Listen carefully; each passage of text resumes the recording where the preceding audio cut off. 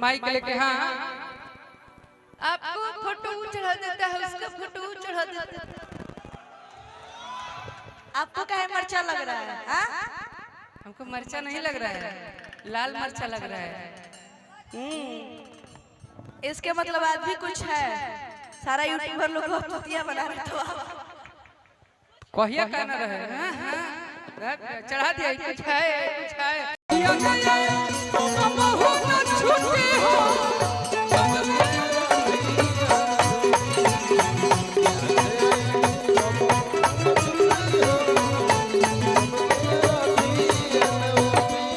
और अभी प्रयास करे तो देखा तारा सामने वो स्टार बन जाए बड़ी जल्दी मरकूस, लेकिन मगही के स्टार बनी, वो मगही गाना गावे। आवाज हम कुछ साथे गए अगर दोबारा मौका मिले तो। काहे कैसे भूलई नहीं भूलल आसान बा,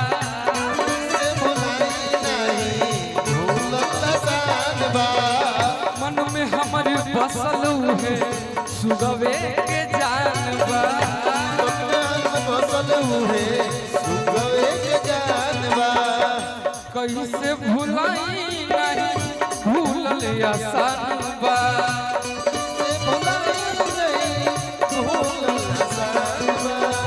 मन में हमारे बसल है सुगवे में जानबा, मन में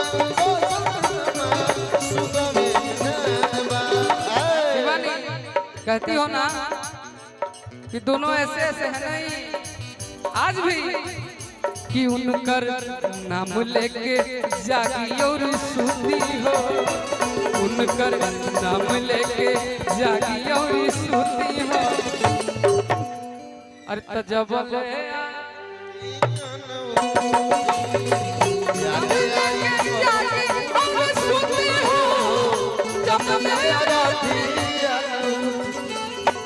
नाम लेके जागी और सुधी हो जब ले। लेकिन जानते हैं गोलू भैया, एगो हम गाना गाए बेरा में गोलू भैया के ज्यादा पूरा लगी, थोड़ा बहुत दिल से बजाइए कि ना। प्रियांशु के चैनल से बहुत जल्द गाना आवे वाला बा, बहुत 1 साल पहले से गावत रही। और मीठा मीठा कढ़ी के करे जबाउता ले गई छुरिया से,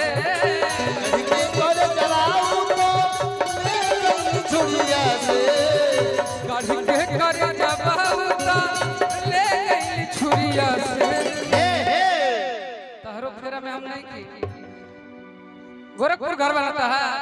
हाँ जो बोलू है इंटरव्यू में कि उससे प्यार करते हैं तो मेरा भी सुन लीजिए कि दिल ना लगाई कबो गोरखपुर के गुड़िया से, दिल ना लगाई कबो गोरखपुर के गुड़िया से, दिल ना लगाई कबो गोरखपुर के गुड़िया से, दिल ना लगाई कबो गोरखपुर के गुड़िया से।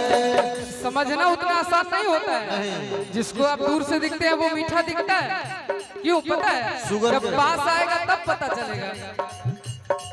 लगे से जहार पिया मीठ बाड़ी दुरिया से, लगे से जहार पिया मीठ बाड़ी दुरिया से, लगे से जहार पिया मीठ बाड़ी दुरिया से।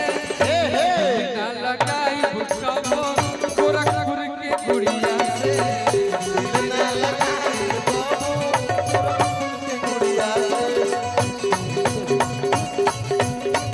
गोरखपुर के गुड़िया से। 20 लोग के घेरे ले हम बड़ा अपना एगो चीज के पकड़ के चलित रहो तो वो चीज हमरा से ना हो। हम का है हम बाबा नहीं की ज्यादा वही हमरा स्टेज पर कहे पड़ी लोग जाने ला वो काला का जरूरत नहीं। हाँ आप क्या है आपका और कभी भी पहचान है ना। नैनो का प्रचार होता है, रोल्स रॉयस का नहीं। वाह हमेशा देख कलकार फूल लगा बजा दे अपने लोगों को धांस में फेंक दी। आप देखो आज का जमाना वो है लाला कि झूठों को मौका और सच्चों को धोखा मिलता है। अच्छा अच्छा अच्छा अच्छा। तो इसलिए कोई भी कुछ कहे, आप इतना ही शांत रहिए ना कि पत्थर भी पिघल कर मोम बन जाए।